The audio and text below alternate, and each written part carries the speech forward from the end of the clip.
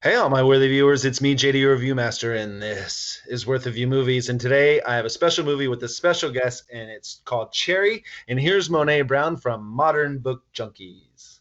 Hey guys.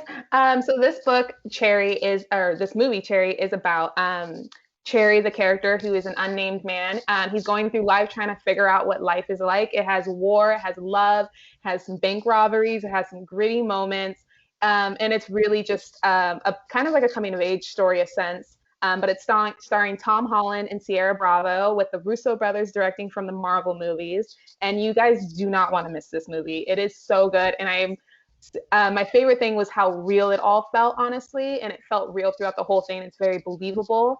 I rated about a 5 star, almost 4.7 probably.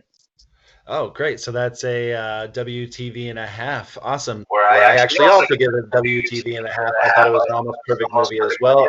Tom Holland is incredible, and it's really good to see him in another role other than Spider-Man. This movie is it's about an army medic who's suffering some post-traumatic stress disorder, becomes a serial bank robber after addiction to drugs puts him in debt. And if you are out there and you have had a drug issue, then I'm sure you can relate to this, where money is never enough. The drugs not having it, well, you always want more. I've dealt with some of this in my life before, and so this really hit home for me. But what I really enjoyed was the style. This movie is highly, it's directed by the Russo brothers. So them teaming back up after Spider-Man. This is not a fun movie. It's really, really dark. Romance About finding who you are. what was something that Stood out to you about this movie? Honestly, the thing that stood out most was just that it was almost a love story, in the sense that, like, there's Emily, who is played by Sierra Bravo, and it really begins and ends really with her at the center of everything. No matter what he really is doing in life, he always is kind of thinking back on their relationship, on their time together, on things about her. And I thought that was really kind of a beautiful essence, and all this different, like, raunchy stuff that's going on through the movie. And in comparison to the book, let's talk about that. What was the same and what was different? Honestly, I have to say this comparison to the book to the movie is almost perfect. But they honestly add a lot more heart to Cherry's character and give him more of, like, reasoning behind the things. Nico Walker's book, if you guys haven't read it, you really do recommend it, because Nico has such a way of writing that is very humorous and very gritty. I guess I've said that plenty of times now. But he, like, swears in almost every single word. Cherry doesn't really give a fuck, honestly, a lot of the times, and it's just really, the book was really interesting to read in that sense, and it's very masochistic, I guess is the word, or masculine too. It had a lot of things that I'm not used to for reading a lot of female-driven stories, so that was interesting on my end. But the comparison is very close. They just add a lot more to the movie, which is good.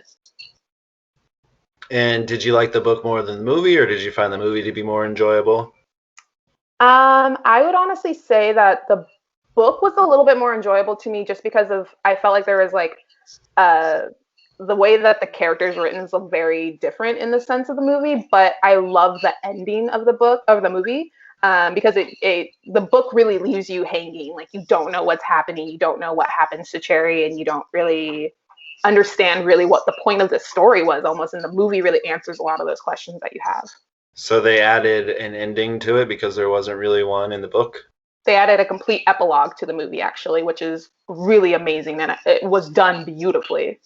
Yeah, the coloring in this movie and the cinematography is really well done. I know the Russo brothers, they really follow in those directions because they really want to look really good. And this definitely does.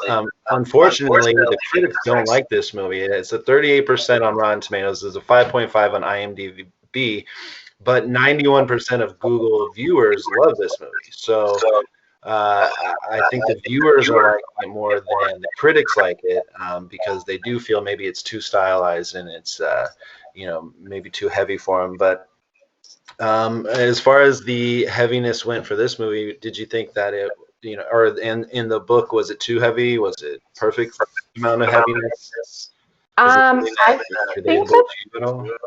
it's not really relatable to me because I've never been through any of the things he's really been through, I have to say. But I think it was the way that Nico Walker writes the story is very tell-all journalist style, kind of like he not journalist, but like I'm writing in my journal kind of style, and you really feel like he's really telling like almost an honest story. And that's the one thing I really loved about both the book and the movie. It felt very real throughout everything. Like you trusted everything that was happening, you believed everything that was happening, and it just felt like it all flowed very nicely. But he does talk like the way he talks about Emily in the book is very meaning to women, I would say. And I don't know if this book, I probably should have looked that up. I don't know if this book was perceived very well, honestly, in the literary world in that sense, because he does very much like he does say in a lot of the parts of the book where he's talking about Emily, like, she's a fucking slut though. And it's just like jarring almost. So that was interesting.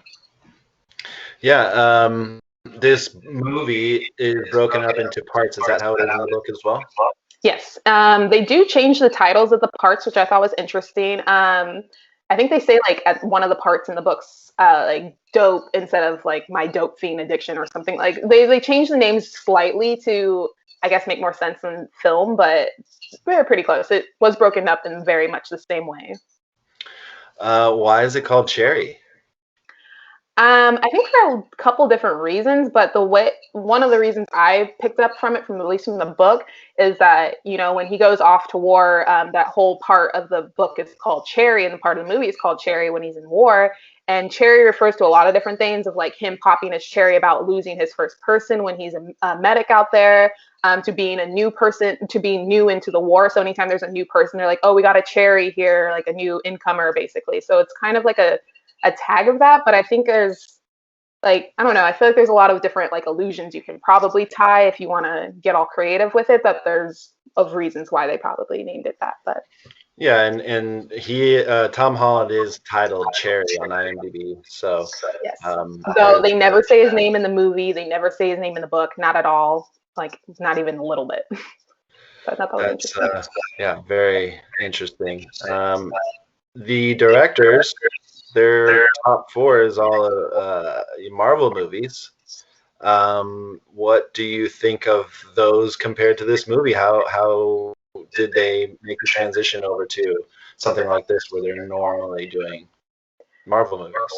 I think there was like not maybe an easiness to it, but I feel like Cherry, the novel, it has a lot of humor in it, even if it's kind of dark humor. So I feel like they translated it in the way where like, the Marvel movies, especially the ones they're involved in, have a lot of humor in it with the action. So I thought they still translated that really well within this movie and keeping the humor that's there, but also showing the grittiness of what's actually going on.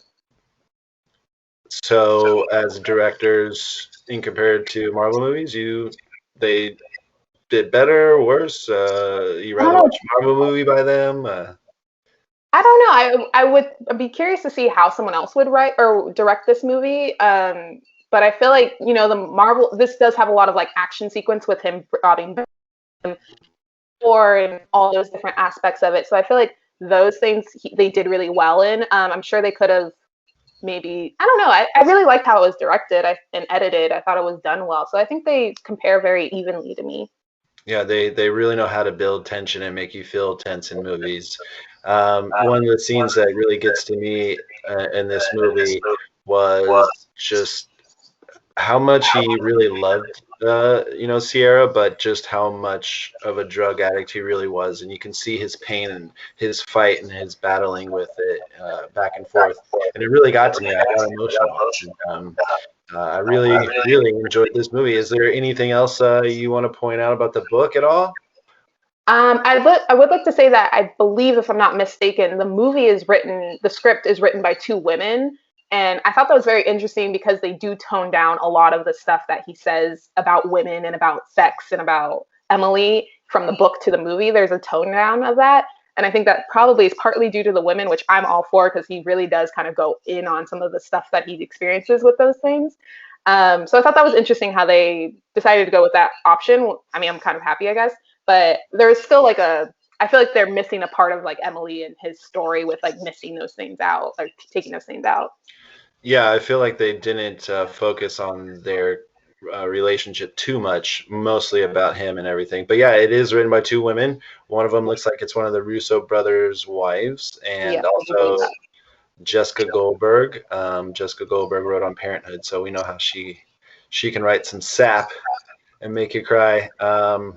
So yeah, I like that spin on it. And Nico Walker is also female, or No, Nico Walker's a male. oh, okay. So he also has a credit on this as well. Awesome. Very cool. Well, this was so much fun. I love doing crossover episodes, and I love that there was a movie and a book out there that we can really hone in on. Yeah, this was fantastic. Where can people find you?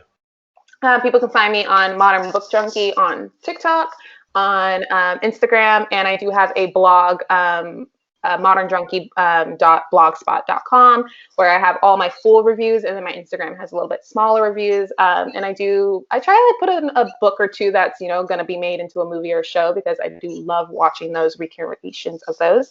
But yeah, you can find me on those things, and I am all books. Awesome. And I'm at Worth of You Movies on all the things, including TikTok and Facebook, Instagram, YouTube, and all that good stuff. But yeah, until next time, we'll talk to you soon. Thanks for watching us here live. And yeah, we'll see you soon. Thanks, guys. Bye.